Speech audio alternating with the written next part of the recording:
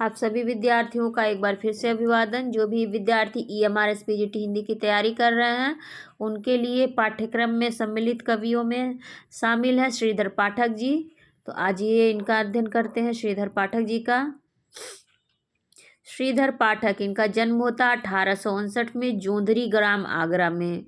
जन्म होता 1859 में जोंधरी ग्राम आगरा में और मृत्यु होती है 1928 इसमें।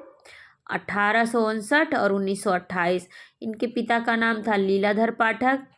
श्रीधर पाठक जी हिंदी, अंग्रेजी, फारसी तीनों भाषाओं के ज्ञाता थे।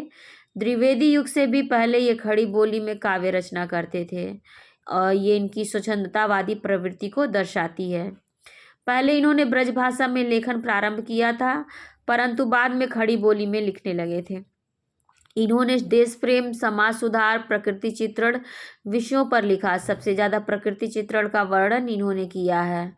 तो सबसे ज़्यादा प्रकृति चित्रण किया है श्रीधर पाठक जी ने। श्रीधर पाठक ने भारतेंदु युग में खड़ी बोली की नींव डाली थी, क्योंकि भारतेंदु युग में ब्रजभाषा में होती थी काव्य जो लिखा जाता था, उस समय इन्होंने खड़ी बोली की नींव डाली थी।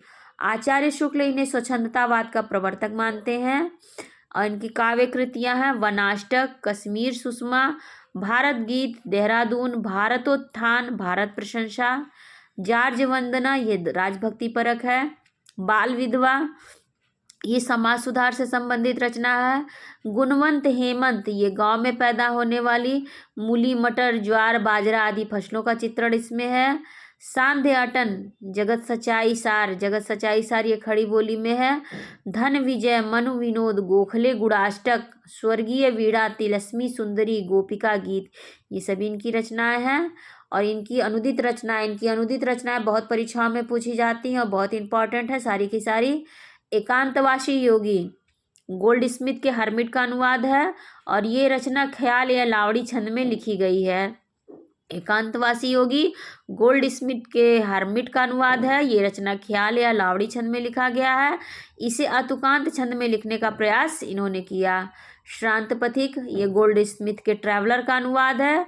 खड़ी बोली में रोला छंद में लिखा गया। श्रांत पथिक गोल्ड स्मिथ के ट्रैवलर का अनुवाद खड़ी बोली के में रोला छंद में लिखा गया।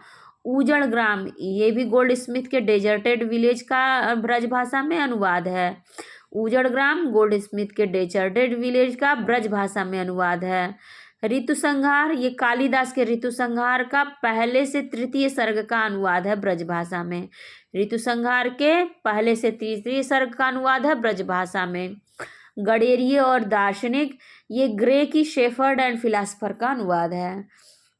आचार्य रामचंद्र शुक्ल का कथन है, जैसी चलती और रसीली इनकी ब्रजभाषा होती थी, वैसी ही कोमल, मधुर, संस्कृत निष्ठ पद विन्यास भी ये वास्तव में एक बड़े भारी, प्रतिभाशाली, भावुक और सुरुचि संपन्न कवि थे। तो ये स्टेटमेंट है आचार्य रामचंद्र शुक्ल का। आचार्य रामचंद्र शुक्ल का एक दूसरा स्टेटमेंट देखिए, पाठक की रचनाओं में भारतेंदु युगीन दृष्टि एवं द्विवेदी युगीन संस्कार थे एवं स्वच्छंदतावाद का पूर्वाभास दिखाई देता है। इनकी प्रमुख पंक्तियां हैं, विजन वन प्रांत था, प्रकृति का मुख शांत था, अटन का समय था, रजनी का उदय था, जगत है सच्चा, तनिक न कच्चा, समझो बच्चा इसका भेद। ये जगत सच्चाई सार से है। निज भाषा बोलहु लिखहु पढ़हु गुनहु सब लोग, करहु सकल विषयन विषय निज भाषा उपयोग। देखिए इस पे जरूर ध्यान दीजिएगा, क्योंकि बिल्कुल इस तरह से मिलती जुलती पंक्तियाँ भारतेंदु हरिश्चंद्र ने भी लिखी हुई हैं। तो निज भाषा उन्नति वह सब उन्नति को मूल, उसी तरह सेम टू सेम है। तो ये लोग कंफ्यूज हो सकते हैं परीक्षा हाल में। निज भाषा बोलहु लिखहु पढ़हु गुनहु सब लोग, करहु सकल विषयन विषय निज भाषा उपयोग। श्रीधर पाठक की पंक्तियां हैं, वंदनीय वह देश जहाँ के देसी निज अभिमानी हो, बांधवता में बधे परस्पर परता के अज्ञानी हो। तो ये खत्म होती है। खरीफ के खेतों में अब सुनसान है, रबी के ऊपर अब किसान का ध्यान है। खरीफ के खेतों में अब सुनसान है, रबी के ऊपर अब किसान का ध्यान है।